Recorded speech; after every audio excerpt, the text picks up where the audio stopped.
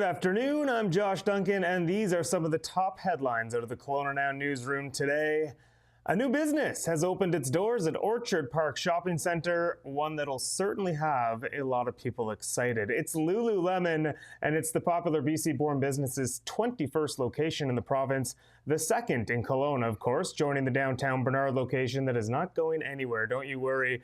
Lululemon's spot in the mall is really smack dab in the middle of the building between Sephora and Levi's in the same area as Aritzia, Foot Locker, and Boathouse there. It's going to be open as long as the mall is open, which is 10 until 6 Sundays through Wednesdays and 10 until 8 on Thursdays and Fridays. You can go check that out whenever you'd like.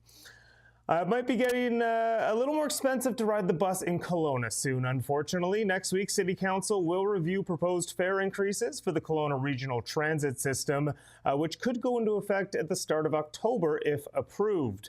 The increases would result in single rides costing $3 instead of $2.50, while day passes would bump from $5 to $6. Monthly passes, they would become 30-day passes as part of this change, with prices increasing from $70 to $80 for adults and $45 to $55 for seniors and students. If changes are approved by Council and put into effect this fall, it would mark the first fare increase for the Kelowna Transit System in 10 years. It's believed that a lawnmower sparked a destructive grass fire in Osoyoos that destroyed a home and multiple vehicles Thursday afternoon. Police say the early indication is that the homeowner was tending to their lawn when sparks from the mower started a grass fire that spread to the home and cars. Local firefighters were eventually able to extinguish the blaze, while BC Wildfire Service helped with the grass fire that was brought under control after reaching 2.4 hectares in size. The BC SPCA is crediting an alert Shih Tzu named Lainey and her owner Brady for saving a pair of kittens believed to be abandoned by their mother in Peachland. Lainey was reportedly on a regular morning potty break but refused to come indoors and locked onto something hidden beneath a bush. That's when Brady inspected further and found the two 3-week-old cats in desperate need of help. After Brady tended to the kittens overnight, he says with a little help from Lainey, he put them back in the bush for a period of time to see if their mom returned. When that didn't happen, he brought them to the BC SPCA's Kelowna branch. Manager Shannon Pye says the cats were thin and needed treatment for parasites and vaccinations, but are looking otherwise healthy and should be ready for adoption once they reach 8 weeks of age. After a weeks-long battle and public outcry, the BC government has restored funding for 10-year-old Charlie Pollock in her battle against Batten disease. Pollock's drug coverage was stripped in June, which led to outrage from the public and the BC Conservatives. Premier David Eby and Health Minister Josie Osborne cited a letter received from Batten disease experts in the U.S. as a main part of the reason to overturn their initial decision. Pollock is the only person in BC and one of just 20 in Canada with this rare disease. The cost for the drug Brineura, which is the treatment for it, cost around $1 million per year.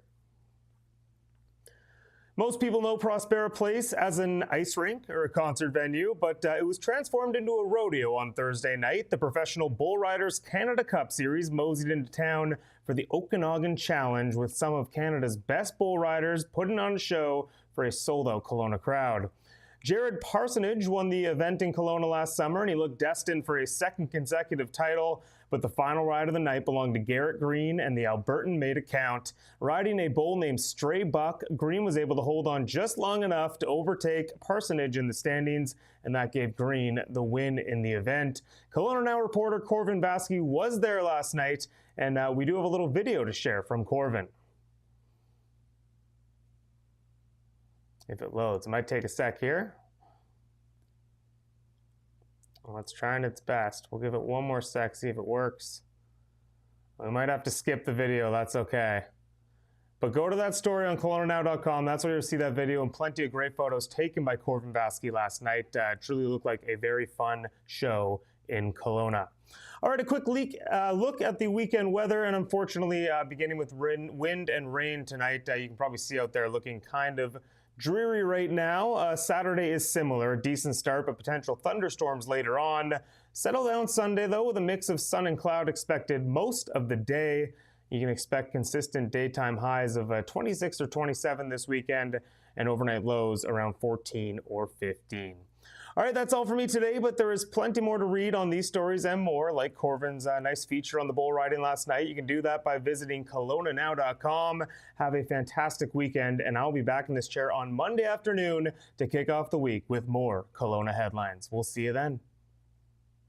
We don't just report the news, we live here too. We're your neighbors, bringing you stories that matter to all of us. No government funding, no outside influence. Kelowna Now, local, independent. News you can trust.